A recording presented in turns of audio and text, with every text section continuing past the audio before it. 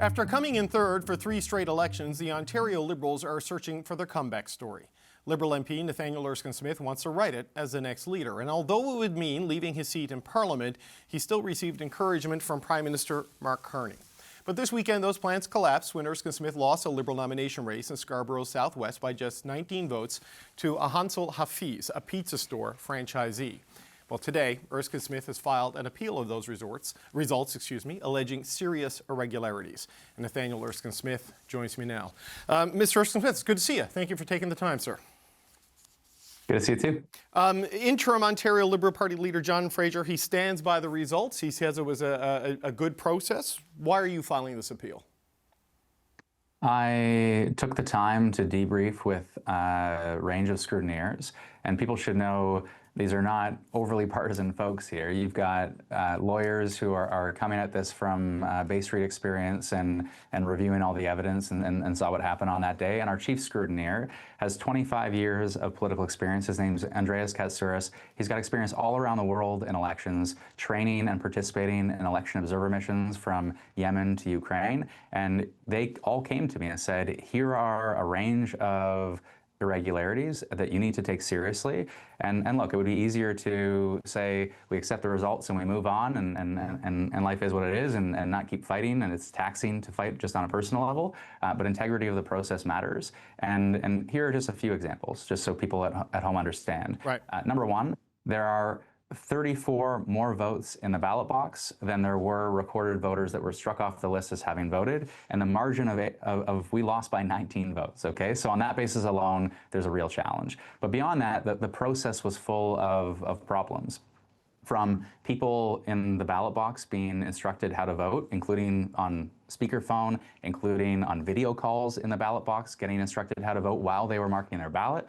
You had instances of individuals using documentation that the party at the outset said they wouldn't accept, lease agreements that included somehow kids under the age of 18 to prove residency. You had one individual vote with an Amazon order as proof of residence. You run down the list, and it was inexplicable at times. And the last key piece to note, I mean, among many pieces of information that came that were frustrating and concerning, but there were countless people, an overwhelming number of people that were there as temporary residents, for sure, and when they were asked where they lived, they couldn't remember their address. They faltered, and then they said, "Oh, here's my identification."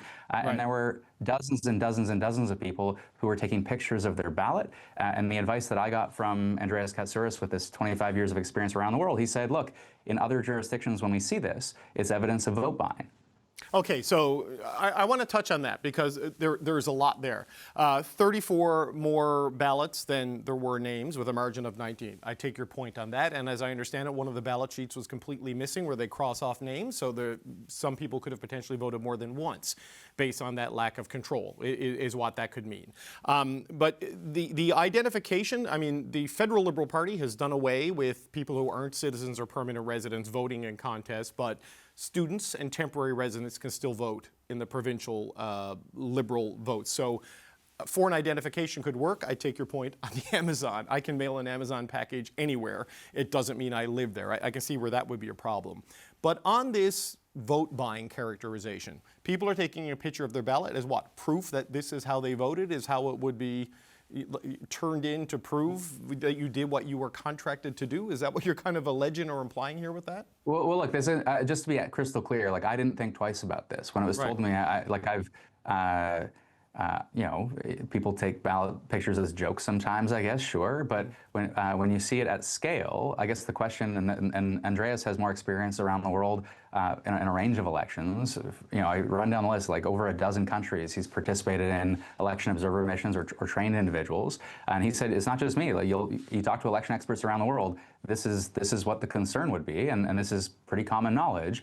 Because, put it another way, David, ask yourself, why would dozens and dozens and dozens of people who are temporary residents showing up, not understanding the process, when they're asked for their address, they're not certain about what their address is, and then they're taking pictures of their ballot? Ask yourself, why would they be doing that? Well, it's also alleged in your appeal that a high number of people said that they lost their driver's license or recently moved into the area. So it seems like there were... This came from Jennifer Bell. Jennifer Bell has been an election observer in Ukraine, And she came out of the room, and I learned that I lost, but I didn't have any of this information initially. And she said, you should appeal. And look, I saw firsthand a highly unusual number of people saying they'd lost their driver's licenses, saying they just moved to the area. And you add it all up, and it creates real suspicion. And look, my ask in all of this is nothing personal. I'm not asking to be instated as the candidate. I've even, in a crystal clear way, said to the party, I want you to get at the bottom of this. And if people don't want me to be the candidate, I will remove myself from this completely, so long as you get to the bottom of this and you conduct a full investigation, because that's what we deserve as Ontario Liberals and as anyone in this democracy. We should reform the rules. We should be serious about that reform, and we should make sure we conduct a full investigation to get to the bottom of irregularities. But when you say raises suspicions, I mean, there's often just incompetence and human error that leads to irregularities and problems. You and I have both seen that in politics over the years. And then there's flat out corruption and manipulation of a process. I mean, what sort of suspicion do you have is happening here? Here's a question. Right, so what explains someone on a video call in the ballot box getting instructions of how to vote? I do not have an explanation. Or is that, no, look, is that incompetence, or is that something more serious than that? Well, I would say, look, I don't know, but I would say it's definitely incompetence on the people running it to allow a video conference in the ballot box. Like, you know what I mean? Like, if I tried to do that, I've never voted in a party nomination, but I can't imagine the Elections Canada people would let me get away with that on federal voting. Well, so I'm glad you say this, David, because in the appeal materials, I did want to note, I wanted to be constructive, and I wanted to say, look, we need a full investigation. I want to make sure it's not about me at all, and it's about the process and improving and protecting the integrity of the process. And two areas where I think we absolutely need to protect the integrity of our process. One comes out of the Hogue Commission, where they recommended, and the federal government did adopt this change, to say that voting participation should be limited to citizens and to permanent residents. The Ontario Liberal Party has not changed the rules in, I think, an appropriate way, and that needs to change, especially after we just saw hundreds of temporary residents show up at the polls on Saturday. And the second piece here, and you've identified this, is the party clearly was incapable of running an election where 1,500 people voted in a very short window of time on a Saturday afternoon. And Elections Ontario should be responsible for this, because what we saw on Saturday was that a core tenet of our democracy, which is ballot secrecy, was completely undermined. And Elections Ontario should be at the forefront of protecting that. You know, you look at this appeal and you look at the irregularities that you're highlighting here, and you look at your past comments that the party establishment was working to prevent you from getting the nomination. I mean, what makes you say that? Why evidence do you have that the party establishment wanted to stop you from winning in Scarborough Southwest?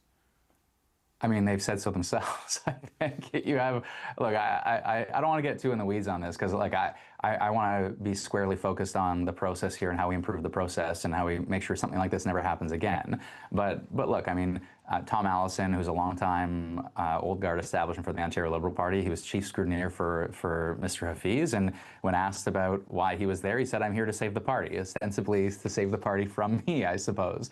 You had Ted Loyko, who was campaign manager for Mr. Hafiz.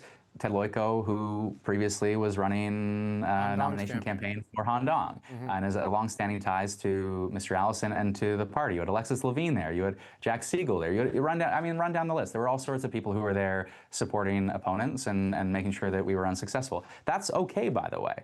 Like, I don't take issue with a number of folks in the party who don't want to see me succeed. That's okay. That's democracy. It's not democracy to see the number of irregularities, to see the party turn a blind eye, I think, unfortunately, to so many of these irregularities. I said to my wife, like, should we do this, or should I do this? And she said, I don't want you to, from the perspective of, I want you at home more. I don't want you stressed about these things. It's not good. You know, like, what's the outcome here? But on the flip side, we can't let this happen in Canada.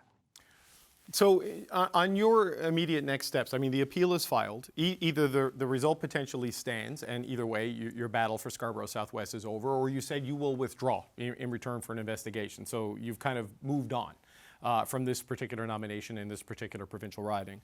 What does it mean for your leadership ambitions? Because this was supposed to be where you would go, eventually resign as a federal MP, Mr. Erskine-Smith, and then run for the leadership. I mean, where does that stand now? Do you stay as an MP, or do you still intend to pursue the top job in the party? I am going to step away from my role as an MP no matter what. I've said this for a long time. I know folks on Twitter don't necessarily believe a politician, but I said from the outset that I would stay on at the request of the Prime Minister's office because we're in a tough parliamentary math situation. That math's gotten a little easier. My last conversation with the Prime Minister's office, we sort of agreed, we're going to stick it out till the end of the parliamentary session, but I'm going to, hopefully give a farewell speech sometime in June, and I've already thanked constituents, and I'm going to resign and hopefully have an orderly, fair nomination process in Beaches East York and pass the baton to a new generation, a next candidate. And in terms of a leadership race, I honestly don't know. I mean, I've been so consumed by listening to stories on the ground from voters and from scrutineers. I have been so seized with making sure we got the materials in time, within 72 hours after the start of the nomination meeting, and obviously it's a setback. I'm not going to lie about it. It's a setback to not win a nomination when I really believed if we won the nomination, we flipped a tough by-election, there would be a great path to reforming and delivering change in the party and across Ontario.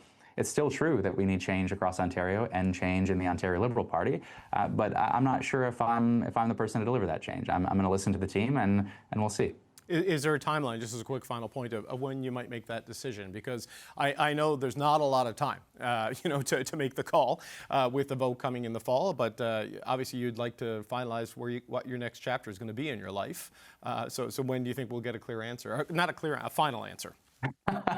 Well, I'm going to finalize a decision for federal politics soon, regardless of any other decision. So just to be clear about that, this isn't some idea of hanging on to a role for my own benefit. If anything, it's been exhausting trying to do two jobs at once.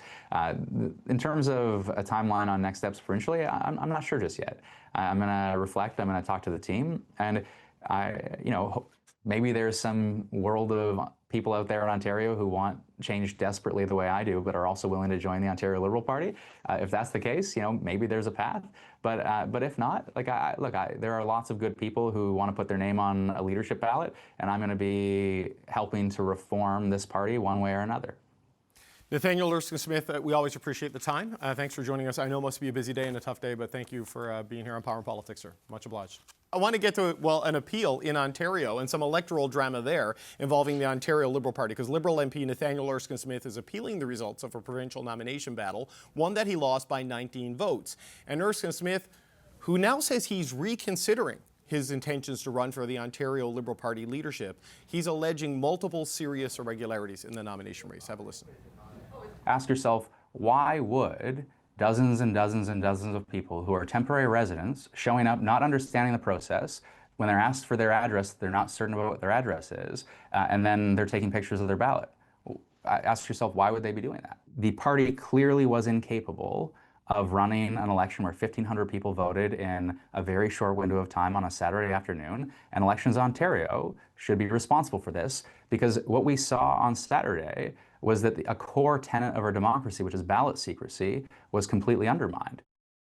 Okay, Cameron, I want to start with you on this. Look, I know this is a story about a nomination defeat for the third place party in Ontario. But in the latest round of polling, the Ontario Liberals are leading or tied and competitive.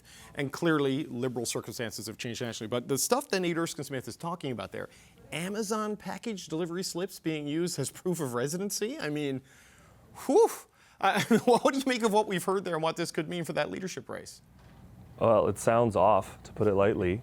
I mean, a lot of the irregularities that we're hearing about are more than questionable and have to be investigated. And of course, parties have processes for these things. Like every single party, federal and provincial, has a system through which you can go if you have a complaint or you witness some irregularity, and they're going to have to deal with that and treat it extremely seriously. The problem here is that this is now, as you just said, it's gone beyond some small local nomination race that nobody really knows about into a bigger question about the Ontario Liberals who are supposed to be trying to be positioning themselves as a government in waiting, and frankly have been capable of doing that pretty amazingly as the third party with so few MPPs.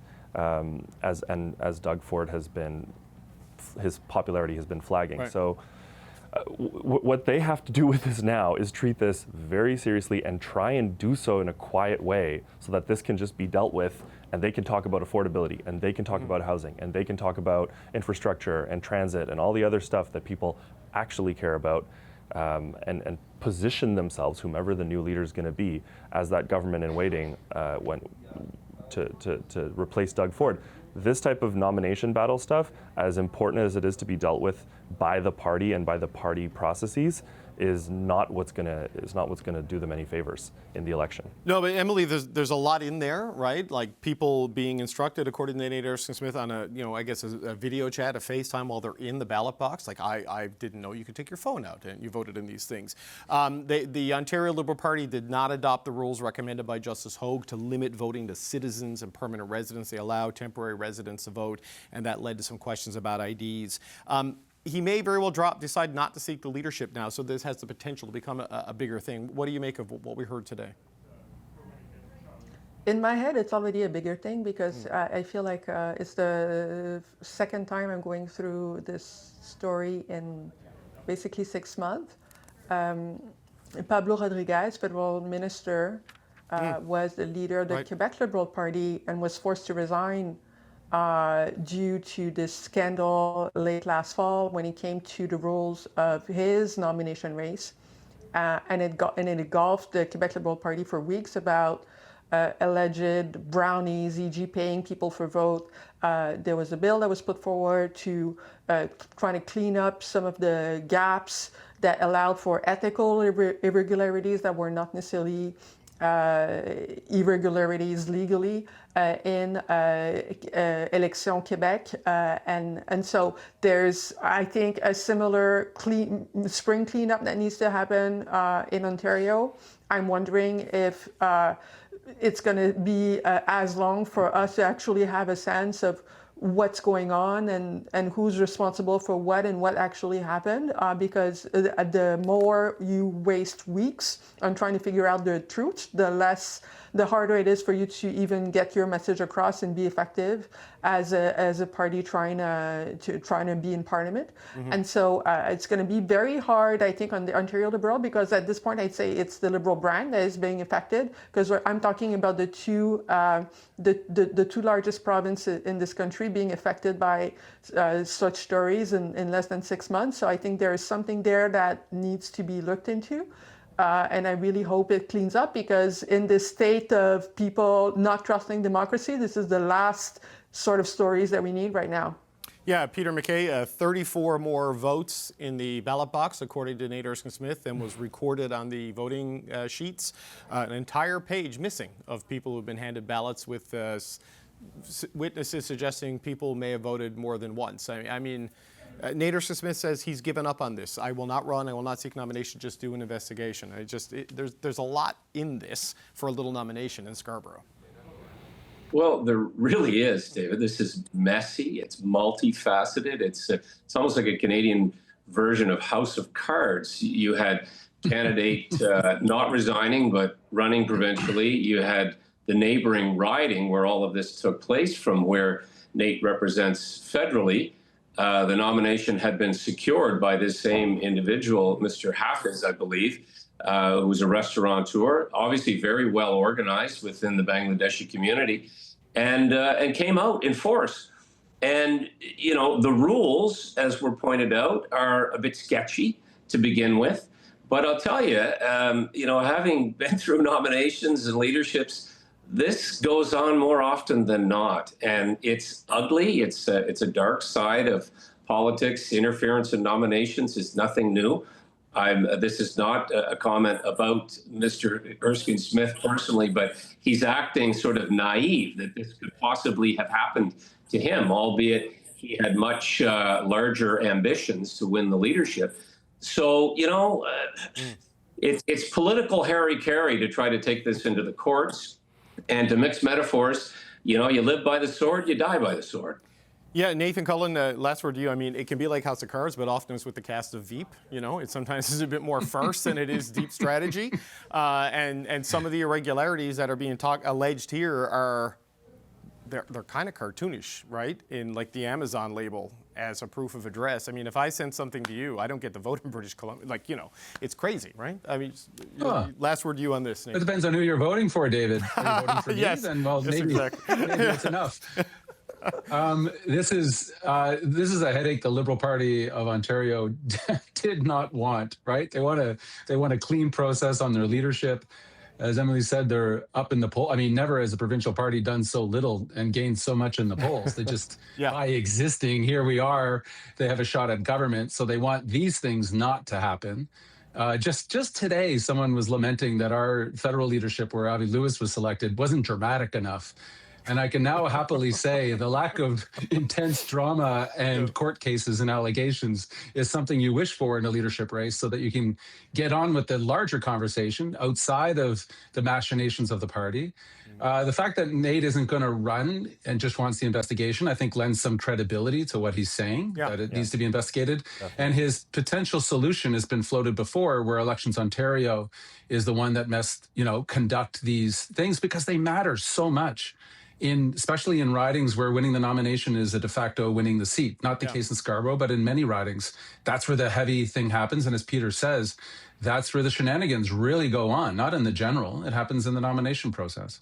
Nathan Cullen, my plan is to use Amazon to use your address, and I'll take off my glasses, and I'll use your ID. And we'll get away with this. I'll be able to vote no problem. Full identity theft. Okay, that's what's going to happen next. I just confessed to a crime on national television, so that's great. That'd be a good deep episode. And now Amazon gets our electoral lists. Exactly right. The Bezos effect. That's just what we need.